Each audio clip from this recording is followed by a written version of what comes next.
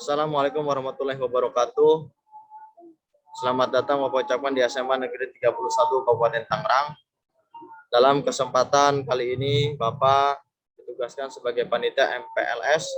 Perkenalkan, nama Bapak Muhammad Ade Sudrajat. Bapak merupakan guru PPKN. Selamat bergabung di keluarga SMA Negeri 31 Kabupaten Tangerang. Pada kesempatan kali ini Bapak akan menerangkan yaitu tata krama, tata tertib, budaya sekolah dan pencegahan serta pemberantasan penyalahgunaan dan peredaran gelap narkoba.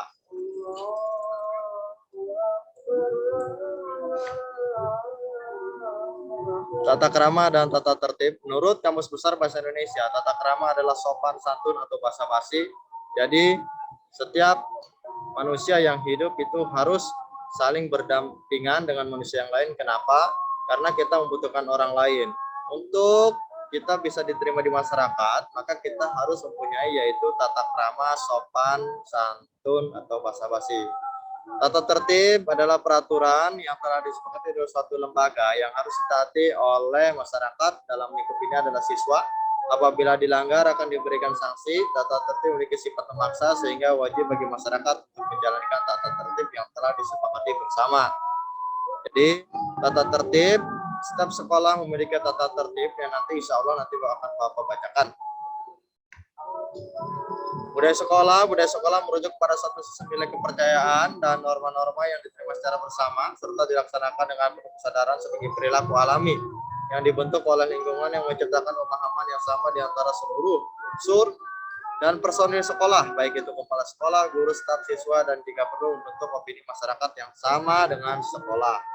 Jadi budaya yang ada di sekolah itu semuanya memiliki nilai-nilai dan norma-norma serta kepercayaan yang baik, yang dimana di seluruhnya itu memiliki unsur dan personel sekolah, baik itu kepala sekolah, guru, staf, siswa, dan jika perlu lingkungan luar pun harus mengikuti kebudayaan sekolah yang pastinya hal-hal yang baik.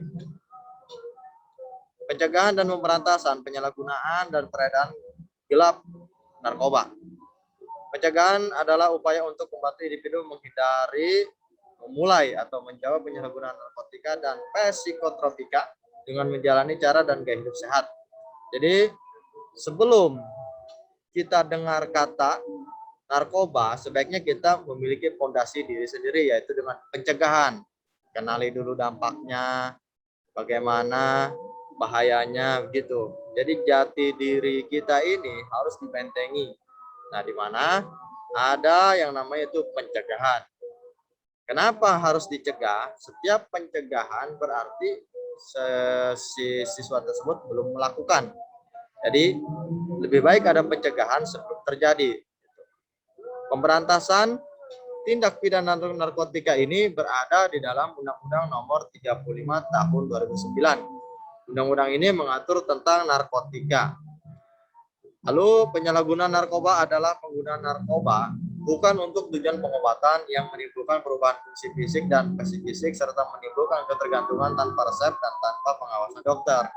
Ini yang membuat bahaya narkoba itu karena bukan tujuan pengobatan, tapi banyaknya yaitu bergaya, hura-hura, dan sebagainya, serta dapat merubah fisik, psikisik, serta menimbulkan ketergantungan tanpa resep dan tanpa pengawasan dokter, kecanduan, dan sebagainya. Ini yang bahaya. Maka dari itu, jangan sekali-kali kita mengenal yang namanya narkoba. Faktor yang menyebabkan penyalahgunaan narkoba, diantaranya yaitu predisposisi, adalah gangguan kepribadian di mana seseorang merasa tidak puas dengan dampak perilaku terhadap orang lain. Gambaran penyerta untuk faktor ini adalah gangguan kejiwaan berupa kecemasan atau depresi. Nah, ini kalau kita penyalahgunaan obatnya salah, itu dapat mengganggu jiwa kita, diantaranya yaitu kecemasan dan depresi. Cemas, selalu cemas hidupnya, punya uang dia cemas, gak punya uang dia cemas, depresi, dan sebagainya. Cenderung melakukan penyalahgunaan obat ini karena diakibatkan oleh penyalahgunaan obat. Faktor kontribusi adalah faktor yang muncul dari kondisi seseorang seperti keluarga yang tidak utuh, orang tua yang terlalu sibuk, dan hubungan intrapersonal yang kurang baik antara anak dengan orang tua. Faktor pencetus adalah faktor pengaruh teman sebaya yang mempunyai andil yang juga besar. Di samping teman sebaya, kemudahan diperolehnya narkoba juga menjadi pencetus yang menyebabkan seseorang melakukan penyalahgunaan obat. Nah, jadi peredaran narkoba atau obat tersebut itu mudah didapat. Ya, ini yang berbahaya, kita jauhi karena ini dapat merusak itu semua. Kesimpulan penyalahgunaan narkoba. Jadi kesimpulan penyalahgunaan narkoba adalah penggunaan obat atau zat kimia dari jenis apapun tanpa adanya indikasi maupun tujuan medis yang penggunaannya melebihi dosis yang telah ditentukan dan dapat menimbulkan ketidaksadaran. Ya, ini yang berbahaya seperti ini. Jadi narkoba itu penggunaan obat atau zat kimia dari jenis apapun tanpa adanya indikasi maupun tujuan medis. Jadi kalau bukan untuk kesehatan, kalau bukan untuk hal-hal medis lainnya itu sangat dilarang, apalagi tanpa adanya petunjuk dari dokter. Dan apapun itu usahakan tidak boleh mengenal yang namanya barang-barang tersebut. Itu dapat berbahaya. Baik, terima kasih dari Bapak. Selanjutnya Bapak akan membacakan yaitu tata tertib sekolah. Tata tertib peserta didik tahun pelajaran 2021-2022. Bab 1, tadarus dan membaca kitab. Pasal 1, peserta didik yang beragama Islam wajib melaksanakan tadarus dalam kelas yang dilaksanakan setiap hari Selasa sampai hari Jumat pada awal jam mata pelajaran pertama, sedangkan bagi yang beragama selain Islam baca kitab agamanya masing-masing. Pasal 2, seluruh peserta didik membaca Al-Quran bagi yang Muslim dan membaca Alkitab bagi yang beragama selain Islam. Pasal 3, apabila selama 3 hari berturut-turut tidak melaksanakan tadarus, orang tua atau wali akan dipanggil oleh guru BK. Bab 2, keterlambatan. Pasal 4, 5 menit sebelum pelajaran dimulai, peserta didik sudah berada di kelasnya masing-masing. Pasal 5, bila peserta didik terlambat 5 menit sampai 10 menit, peserta didik harus meminta izin dari petugas piket untuk masuk ke kelas dengan surat pengantar dari petugas piket. Pasal 6, peserta didik yang terlambat lebih dari 15 menit tidak diperkenakan masuk mengikuti 2 jam pelajaran pertama dan dilakukan pembinaan oleh petugas piket atau guru BK atau wakil kepala sekolah bidang kesiswaan.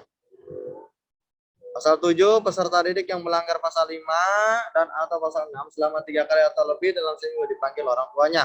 Pasal 8, peserta didik yang tidak memenuhi panggilan pertama sesuai dengan pasal 7 diberikan panggilan kedua dari sekolah untuk membuat perjanjian. Pasal 9, jika setelah pasal 7 dan atau pasal 8 ternyata tidak ada perubahan sikap pada peserta didik, terakhir diserahkan kepada kepala sekolah. Bab 3, kehadiran peserta didik. Pasal 10, peserta didik dilarang meninggalkan pelajaran tanpa izin dari guru mata pelajaran. Pasal 11, peserta didik dilarang meninggalkan lingkungan sekolah dan sekitarnya tanpa izin dari guru piket. Pasal 12, peserta didik yang melanggar pasal 10 dan 11 dianggap tidak hadir dan harus menghadap guru mata pelajaran yang ditinggalkannya. Pasal 13, peserta didik yang meninggalkan pelajaran karena dispensasi dalam suatu kegiatan sekolah atau luar sekolah harus tetap melaksanakan tugas yang diberikan guru mata pelajaran tersebut di rumah serta menyampaikan kembali hasil tugas yang telah dikerjakan. Pasal 14, apabila peserta didik berhalangan hadir, orang tua atau wali murid harus menyampaikan pemberitahuan melalui surat tertulis kepada pihak sekolah. Pasal 15, peserta didik yang berhalangan hadir lebih dari 3 hari karena sakit harus menyampaikan surat keterangan sakit dari dokter. Pasal 16, peserta didik yang tidak hadir 6 kali atau lebih tanpa keterangan tidak diperkenankan mengikuti pelajaran sampai orang tua atau wali murid datang ke sekolah untuk menyampaikan permasalahannya dan membuat perjanjian. Pasal 17, peserta didik yang masih melanggar pasal 16 tanpa surat keterangan orang tua atau wali dikembalikan kepada orang tua atau wali atau dianggap mengundurkan diri. Pasal 18, selama mengikuti pendidikan, peserta didik dilarang melakukan tindakan asusila, bersedia untuk tidak menikah, serta tidak hamil selama menjadi peserta didik di SMA Negeri 31 Kabupaten Tangerang. Bab 3, pakaian sekolah. Pasal 19, peserta didik diwajibkan memakai pakaian seragam sekolah lengkap dengan atribut setiap hari sesuai dengan apa yang ditetapkan oleh sekolah. Hari Senin dan Selasa memakai baju putih dan rok atau celana abu-abu. Hari Rabu memakai seragam pramuka, hari Kamis memakai batik sekolah, dan hari Jumat memakai baju seragam yang ditentukan oleh pihak sekolah. Pasal 20, peserta didik diharuskan memakai sepatu hitam, kaos kaki putih standar, ikat pinggang hitam, dan dasi sesuai dengan seragam lengkap yang dipakai. Dasi abu-abu untuk seragam putih abu-abu dan dasi hitam untuk seragam aktif. Pasal 21, peserta didik dilarang memakai celana panjang atau rok yang tidak sopan, jutrai pendek dan atau ketat. Ukuran celana panjang lebar bawah 20 sampai 24 cm dan rok panjang sampai mata kaki. Pasal 22, peserta didik yang melanggar pasal 19, 20 dan atau pasal 21 akan diperingatkan, dan jika setelah 3 kali diperingatkan masih melanggar, tidak diizinkan mengikuti pelajaran. Dipulangkan dengan surat keterangan guru piket. Pada bab 4, rambut kumis, jambang, jenggot, tato, dan tindik. Pasal 23, peserta didik laki-laki dilarang berambut gondrong yang menutup kerah baju, telinga, dan atau alis.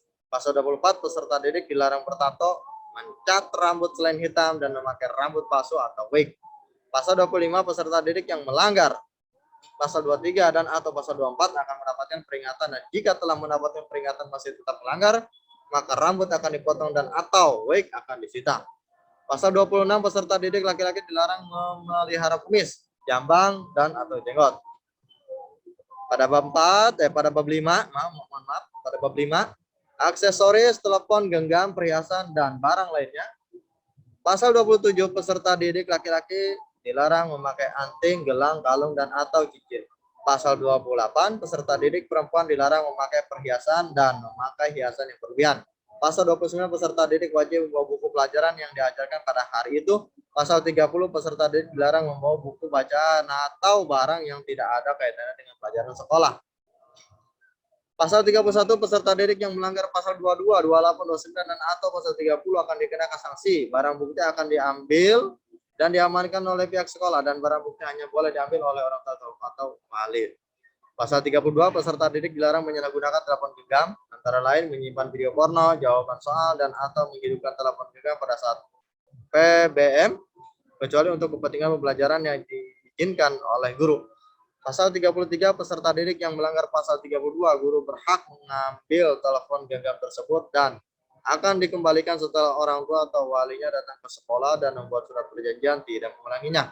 Pasal 34, peserta didik yang melanggar pasal 32 tidak diizinkan mengikuti pelajaran dan menjalankan apa yang diinstruksikan oleh guru mata pelajaran atau petugas piket. Bab 6, senjata tajam, miras narkoba, dan tindak kasus asusila. Pasal 35, peserta didik dilarang terlibat tawuran, membawa senjata tajam, senjata tumpul, senjata api, dan lain-lain yang membahayakan orang lain. Pasal 36, peserta didik dilarang membawa dan mengkonsumsi minuman keras, narkoba, dan obat terlarang di dalam lingkungan sekolah dan sekitarnya. Pasal 37, peserta didik yang melanggar pasal 35 dan atau pasal 36, barang bukti akan disita dan peserta didik tersebut dikembalikan kepada orang tua atau walinya atau diserahkan kepada pihak yang berwajib. Pasal 38, peserta didik dilarang membawa dan atau menghisap rokok di lingkungan sekolah. Pasal 34, peserta didik yang melanggar pasal 38 akan mendapat peringatan. Jika mengulanginya, maka akan diizinkan mengikuti pelajaran sampai tidak diizinkan mengikuti pelajaran sampai orang tua atau wali mengetahui dan menyelesaikan permasalahannya. Pasal 40, peserta didik dilarang merusak sarana dan prasarana milik sekolah dan sekitarnya. Pasal 41, peserta didik yang melanggar pasal 40 akan mendapatkan peringatan dan harus memperbaiki atau mengganti sarana sekolah yang rusak. Pasal 42, peserta didik dilarang melakukan tindakan asusila yang melanggar norma agama, norma kesusilaan, norma kesopanan, dan norma hukum di lingkungan sekolah. Pasal 43, peserta didik yang melanggar pasal 42 akan dikembalikan kepada orang tua atau wali atau mengundurkan diri. Hal-hal yang belum tercantum dalam tata tertib akan diatur kemudian. Segala hal yang belum diatur dalam tata tertib ini akan diatur kemudian dengan dikeluarkan surat edaran dari kepala sekolah. Baik, mungkin itu saja yang dapat Bapak sampaikan dalam acara MPLS ini. Terima kasih Bapak ucapkan, tetap semangat. Wassalamualaikum warahmatullahi wabarakatuh.